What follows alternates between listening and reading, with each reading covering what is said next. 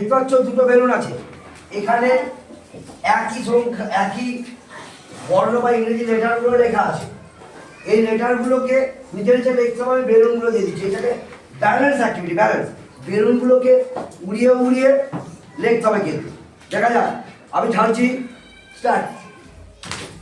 দেখা যাক কে ফার্স্ট হয়, কে ফার্স্ট হয়। মাটিতে পড়া চলবে না, মাটিতে পড়া চলবে না। দেখা যাক,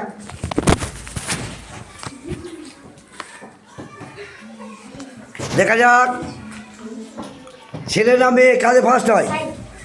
দেখা যাক,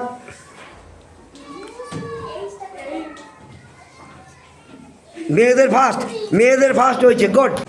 দেখা যাক ছেলেরা না মেয়েরা কারা হচ্ছে, ছেলেরা না মেয়েরা কারা জিতছে। দেখা যাক ছেলেরা না মেয়েরা জিতে। দেখা যাক,